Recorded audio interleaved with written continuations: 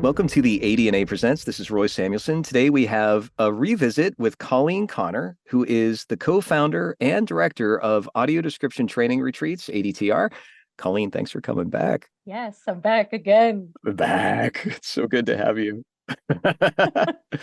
I always start with a question, what you love about audio description. My first interview with you, you flipped that on its back and said what you hated about audio description. For this particular interview, let's expand a little bit on the panel that you were just a part of with ACB. We asked so many questions and we really couldn't get to dive into some of the teeny weeny nuances. Is there any chance that you could just jump in as if the interview was still going and share something that you feel like we missed being able to talk about? Oh my goodness. I feel like I'm bragging, but it is so difficult for me sometimes to narrow down because I do so much with audio description that it's weird and difficult to explain the different avenues and try and make something pithy.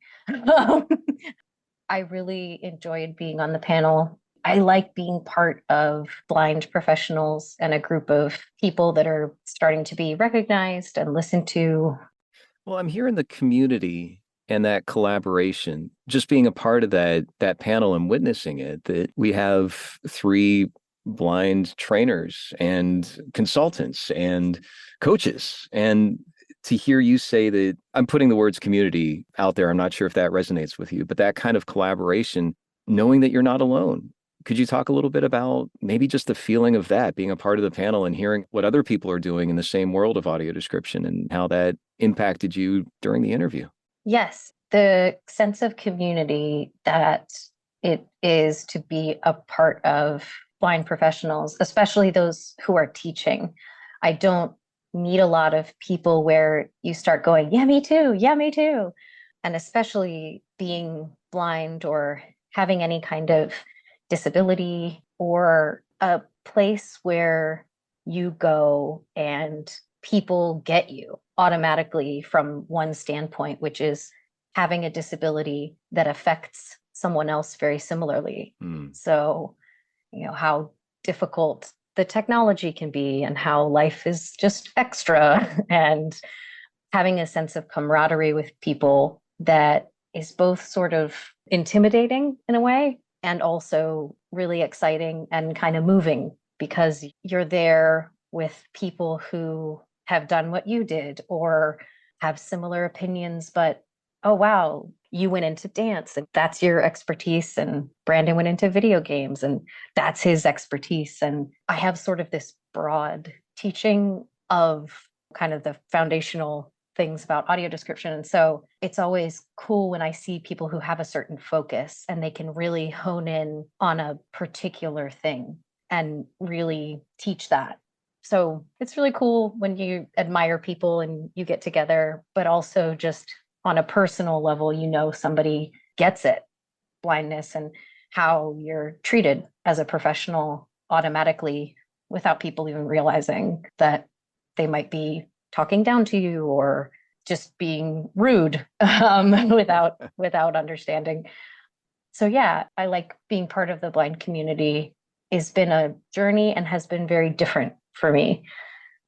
Has that admiration that you have for others been reflected back to you? Have you experienced that admiration from others? Yes, I try to post on social media, and some of those things are articles that I've been in or reposting a podcast that I've been on or something. And normally I get people who like it or they'll comment like, oh, cool. I definitely know that people are appreciative of things that I do, I think. Yes. And if we could pivot also to the business side, in the panel, you addressed some of the challenges with support explicitly on the business side, that there are so many emails and only so many hours in the day. There are so many initiatives that you're putting together and building that and putting the business together and all the responsibilities and expectations there. I'm curious about the support in that sense. Obviously, the intersectionality of being a business owner who also is blind has a lot of extra responsibilities and challenges and opportunities. If we were to focus on the business side of ADTR, what is something that's really surprised you in let's say the last year or two I love this question. What are you proud of that you found a way to get that business issue resolved? Whether it's collaborating with someone else or hiring someone as a consultant to help you with something. Does anything come to mind with that question? Yes. As I expand ADTR, I have had to move from sort of the solo figuring out all the business and legal and tax stuff, and then knowing that I have enough of a nest egg earning to be like, okay, I need help. And so first was administrative help. And so I have a wonderful admin who I can sort of call on for email backup and ideas and handling the financial stuff and QuickBooks and invoices and assisting me with those things, which takes a lot of time off of my plate because that stuff takes a long time and it's often inaccessible. Mm. And then as I'm planning for the future, I have not only been able to hire Liz Gutman, who's a graduate whom I adore, who teaches fundamentals with me, and Melissa Hope, who's also a graduate who works at DBW and teaches the writing for the screen course with me. But I've started to expand to more people who I know are professionals who are graduates, and also I happen to know that they're in their own right intensely talented professionals. And so Bridget Melton is joined the team, and Louise Victor and Susanna Maris and Adrian Livingston. And so besides you and I, Roy, collaborating a lot of the time on different initiatives and things, I'm like, okay, I want to bring more people in, and I want to figure out how best to delegate different tasks in ADTR that maybe are bogging me down, that are causing me to not be able to do what I want to and what I'm good at within the business. And also having ideas and keeping up to date because everybody's working professionals. That's something I think is also great for the students. The value of being able to talk to 2 or 3 professional audio describers who have different roles within companies or freelance is really valuable. Yeah. So having that backup and now starting to implement, okay, I've got everyone here, the forms are filled out and we're good. And how do I start including people to help teach and moderate classes and be okay with delegating tasks and bringing in new ideas? And I think I've spent a lot of time being like, oh, well, if someone else has such great ideas and they do something like that's technically their idea, it's not really ADTR now, and trying to understand the umbrella that I've created and that it is okay to have all these branches off of ADTR, because that's what I love about it anyway, is that I started teaching people and then they went off into the world and are working in AD and all different capacities and still communicate with each other and with me. And I want it to work even better. And so expanding to have help and to be able to recognize it's very valuable and useful to have other people supporting me and maybe not necessarily putting me out to pasture, putting grandma out to pasture, but getting to collaborate more and see that some of the goals I've wanted could actually happen because I have these amazing graduates and colleagues. I hear that delegation and collaboration really clearly. That I don't think I'm revealing anything too personal by saying that as a stage manager for theater, that a lot of those skills are coming into play here as far as the delegation and collaboration, that those kinds of decisions that you had to make as a stage manager, you've got your group now that's really coming together. It's been wonderful to see how the value of ADTR has grown because of your supporters and your collaborators that are joining you in your mission to provide audio description quality and, let's add the word excellence. This very podcast has been explicit in identifying the different roles within audio description. And it was a joy to hear you mention in that panel about the term describer being not useful. If we could expand a little bit on that, because it sounded like you've had a change of heart in the terminology for that. As you and I have talked about in film and TV, it's different roles, but in other areas of audio description, it sometimes is just that one person. And that term describer is, I don't know, I feel like it's so loaded in my head. Could you talk a little bit about your experience with using AD writer, AD performer, AD quality control, et cetera, versus that describer term? Yes, the term describer has evolved organically along with how audio description is done itself.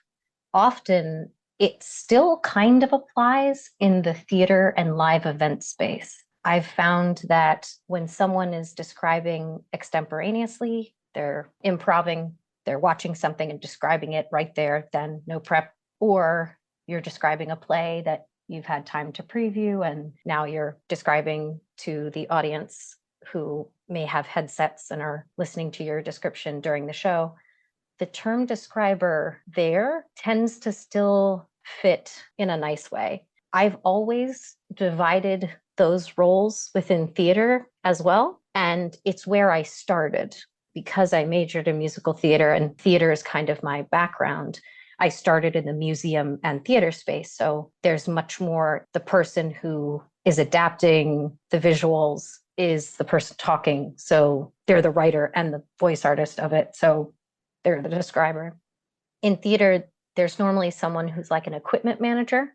So it's someone who deals with the public and the equipment and setting everything up, coordinating with the theater. And then you have a pre-show describer, which is someone who reads kind of the audio introduction or provides the notes that are helpful with identifying characters and the plot and the set and the costumes and some of the things you don't have time to describe within the show. And then there's the primary describer, which is the person who speaks during the performance in between the dialogue and sound effects and music. Sometimes someone is all three of those. Sometimes there's two people. Sometimes people divide by acts. So one describer will do act one and another person does act two. So there's all different ways of doing it. So again, that term describer kind of fits with the blanket of live theater and events. Mm-hmm. The thing that I've grown the most in is pre-recorded media and television and film, basically. I did not know much of the industry until the past few years when I was like, okay, some of my students are in the industry and I want to expand the curriculum and make sure what goes on here, what's, and learning about the whole process of a company, whether large or small, what are the different roles and what are the different roles in a way that is moving forward and helpful. Not only maybe the way your company does it, but what's a good way to do it? And kind of teaching people this is a good way to talk about it or a good way to consider what you might do. And there's many more roles with recording. And so if you're doing streaming service stuff, or that's a lot of what you hear about. And that is something that I heard from you as well as the community, especially when blind professionals started to say, hey, we want to be involved in all the different aspects of description because we can be. It started to rub backwards. It started to rub the wrong way. People were saying, well, you can't do that because you can't see. And you can't tell someone they can't do something. It's a matter of reframing your thinking. And that's always difficult. Mm. And so learning that on the basic level, you normally have the writer, which is the most intense role and often takes the most time. And that is the person who is watching the media and writing the script, formatting it, all that stuff. Sometimes in there, you have quality control right after that so that the writer is getting stuff back. Or sometimes it'll go to a narrator and a recordist or an engineer, audio engineer. But there's also within the engineering space, there's a recordist, there's editors, and there's audio engineers. So there are people who define their roles and titles even within what their specialty is with engineering sound. Then you have narrators or voice artists or voice talent or voiceover. So there's some terms there that we tend to fall on the side of narrator because it's a term that you used, and it's a term that I found the public was receptive to, including those who were not blind and low vision. So when you're trying to quote unquote sell audio description to the general public, they can listen to it while they're driving or cooking or whatever. Narrator made sense because it is kind of like turning an episode of a show into an audiobook. And so the term narrator also gets you different kinds of voice artists. There's a different caliber of voice artists. There's some that do kind of commercial and character stuff. And when you say narrator, you get a lot more people who are used to audiobooks and interpreting voices, but in a subtle way. And I think that term took off well for audio description. And then you have audio description quality control. Some people say quality assurance. It's easy to say QC. I think when you say QA, I always tell people that sounds a little bit too much like question and answer, like Q&A. There's all these different roles, and I remind people that nobody works in a vacuum. We have to work together, and especially when you're dealing with streaming services and film and television, there's a lot of copyright stuff that starts to come into it, and NDAs, where you're not allowed to show this material to someone else. A lot of times, someone that's the client, so that's Disney or Netflix or HBO, the client will send something to an audio description company. So that's IDC or DVW, and they send it to the company. Then most likely a project manager is going to assign the script to someone. The writer takes it, then again goes to the narrator and the recordist. It gets recorded, it gets edited and engineered, and goes out to the client again for the client to review it. And then possibly you could come back with corrections. So it's this whole process where there's a lot of people changing hands. And so it just makes sense to have the different roles defined, because if you're someone who does audio description quality control, that's kind of your bag, that's what you're doing, then you need to have that title because that's what people need to know you by. If you're writing and also voicing, you could say both, but I'd say go with audio description writer because they need writers.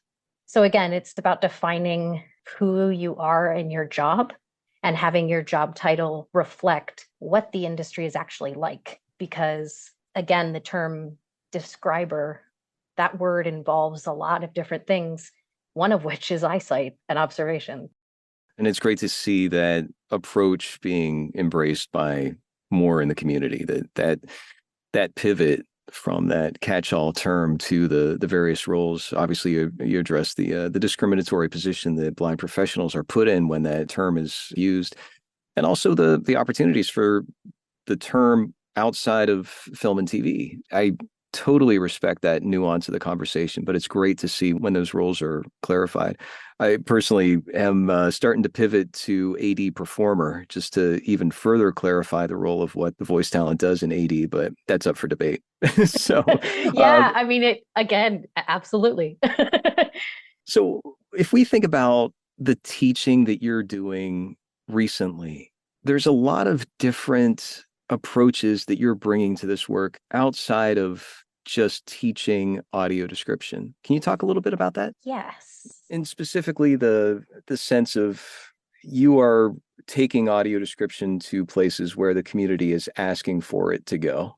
My mission and my goals with teaching audio description have evolved, kind of like we talked about in the panel. It went from just having to raise awareness of what this is and learning all about it myself to now I'm like, okay, I want to be teaching people and having people practice quality audio description, be given feedback about what you need to work on, and having enough time and practice and curriculum to review that someone can find their niche in audio description or realize it's not for them, which is also valid. And so I think one of the areas that's the most new for me is I have always emphasized since 2015, Jan, the other co-founder, and myself are very passionate about having a diverse student group.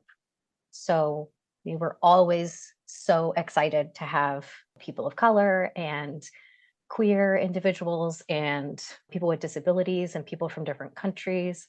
English as a second language. We were always so happy that we attracted those people to the training. And so as I moved into the virtual space and started teaching online classes, all of this conversation during the pandemic and everything started to happen with Nefertiti Martos Olivares and Thomas Reed and people of color in the community were really speaking up and trying to recruit other people to speak up and say, hey, let's talk about culturally competent audio description and what that means. And if something is culturally about this particular culture, have people of that culture involved in AD. Well, what if you can't find anybody? I found myself that I did not know any people who identified as Indigenous or Native American or of a tribe in my circle. I realized I knew 0 AD professionals who were Indigenous. And I was like, that's bonkers.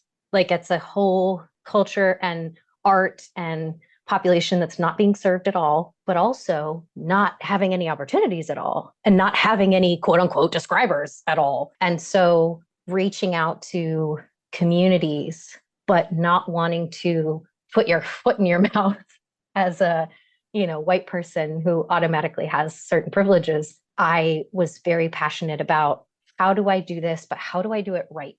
To say, I want to bring audio description education to different communities so that there are options, so that people do know about audio description. And then there's professionals who can start answering these calls.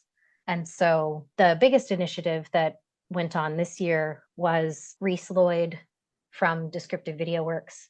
He's the head of the audio description department, and myself and Melissa Hope collaborated to create an opportunity for Black, Brown, and Indigenous people specifically. And so we reached out to the Black Star Film Festival and Black Star organization, and they specifically celebrate and fund and do workshops and classes in raising awareness and mounting films and projects and art pieces of people of color and Indigenous people. And so we reached out to them and said, hey, of the people who are in your program or have done some stuff, we know that you've invested in a couple audio description classes. Some of them had taken a workshop the previous year with Liz Gutman, who also teaches fundamentals with me. And so we knew sort of them, and we decided to offer kind of a hybrid class to specifically that community of people. And there was interest from the community. And so we sent out an application and we accepted 10 individuals, and we ended up teaching solidly 6 individuals during the month of October. And we met once a week, but they had assignments and different projects and stuff to do throughout. And we tried to sort of do a hybrid of making sure you've got the basics. What is AD?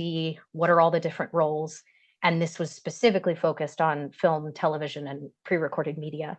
And there was a couple people in there who had been doing theater, so it was definitely touched on there.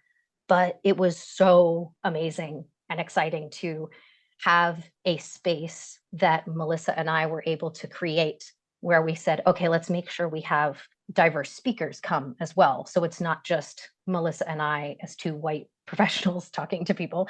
We were like, okay, let's have Nefertiti came in and Adrian Livingston came in as well. And we had different speakers from the industry and from all different backgrounds come and speak about the real life of AD and where it's at. And the biggest thing that I took away from it and that I loved was people saying, I've never been in a space that was created for me like this, where I was looking at all other people of color. Like, I've never had a space where I felt that you were the minority kind of thing. And I was like, yeah, absolutely. And I want to create those spaces.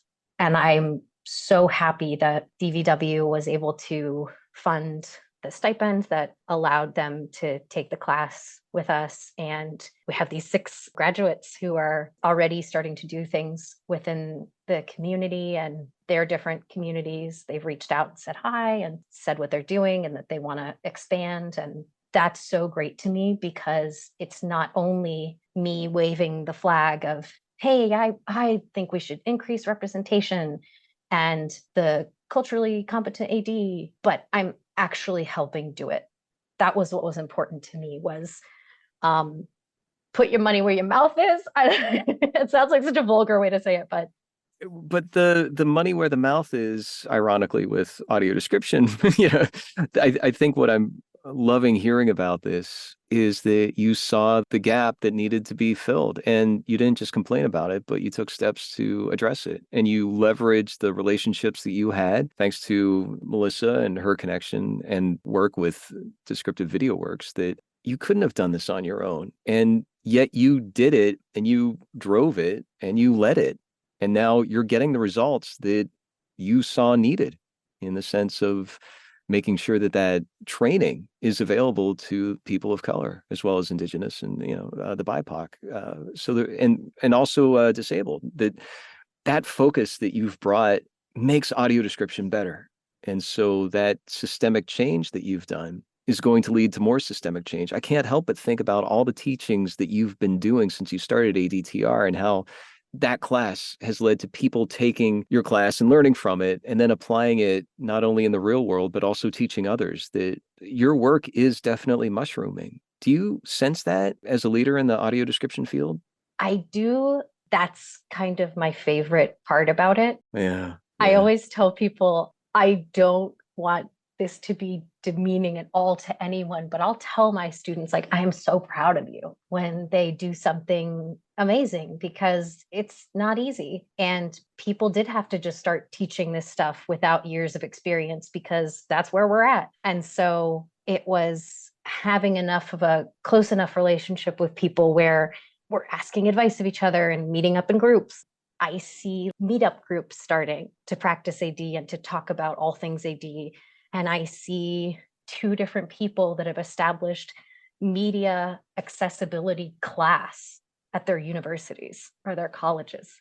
I see people starting to innovate different ways to do audio description and audio description of dance and how that's evolved, and just people valuing a blind person and their opinion. And what I love is hearing how people whom I've started to nurture the seed of AD and they've just blossomed into doing their own thing and teaching other people. And I've also secretly created all these little advocates. And again, it's not to be demeaning, but it's like, I just feel sometimes like anyone that I've taught, I'm like, oh, it's one of my ducks, my little ducklings. And Oh, you're such a stage manager, Colleen. it's gross. But I mean that. Like, I really invest a lot in everybody who comes to class. And I hope that people take away the full-time attention and investment in what you've invested in. And so getting to see people come back and take other classes and even take a class again and be like, oh my God, it was totally different this time, but I learned and had like a refresher. It's so cool. And getting to hire some of my grads as people that I want to also work with because they're talented and have grown in their own confidence in their careers. And like I said, I love hearing when people tell me, I just yelled at this theater because they said they had AD and they didn't. Or like I went to the movie theater and every time I go now, I start asking if they have audio description and I'll explain to the whole staff there what it is and the earphones and see if they work. And I tell them if it doesn't work, they need to fix this. And I'm like, yes, yes. Delegation, take it to the extreme level. Oh, that's great, Colleen. I got to say, the interview that we did really opened up a lot of perspectives that we haven't talked about and got into some nuances and different approaches, like you said, with dance and with interactive gaming. And you've covered both of those as well as pre-recorded media, film and TV. Is there anything that you'd like to share with our audience that maybe you haven't mentioned for a while or something that hasn't been mentioned that you feel like sharing? Yes. So there are some things in audio description that are still not talked about a lot, which is web content, internet content, and education. The access to education for blind children, as well as adolescents, adults, any kind of corporate trainings and company stuff, all that needs to be described. And the more information that disabled children are able to glean from whatever education system they're being offered, it opens up a whole new access. AD for entertainment, fantastic. We want that quality. We want that theatrical AD, absolutely. But just the sheer access to knowledge and information is important. It's so important Mm, because what you don't describe to someone who has low or no vision is not there. And mm, there are so many people that I've met who are much older who have gone through such a huge change in their lifetime. And you see how much ableism they've internalized. And even myself, I always used to apologize for my existence, basically, like, sorry, but can you help me? Like, and that's not a way to be. And it's so great to hear from young people and young blind individuals who are like, oh, I'm really interested in going into audio description. And this person's in high school. And I'm like, absolutely. Heck yeah.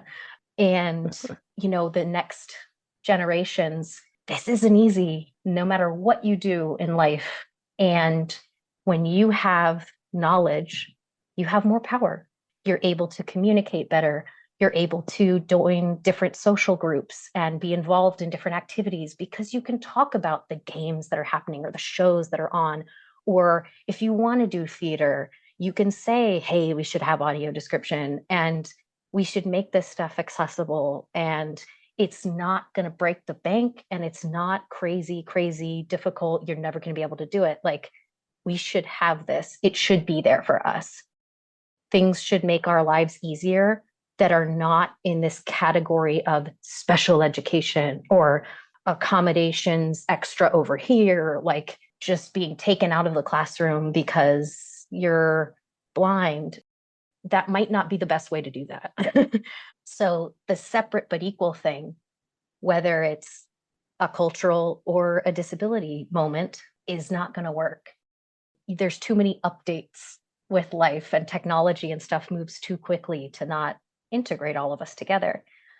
And I think audio description in education is hopefully going to start to be more prevalent and is going to help blind students have more opportunities for secondary education, to go to college, to go to university, to get degrees in higher education, and to get jobs, because the majority of disabled people still are not employed.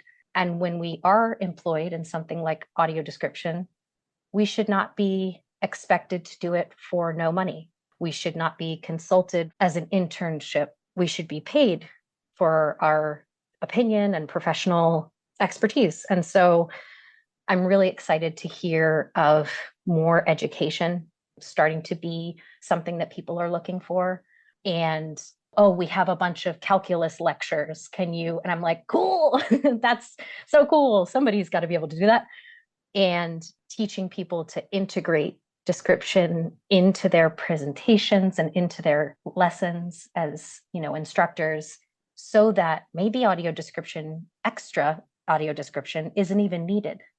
People just start making their videos or educational stuff more accessible while they're talking to everybody.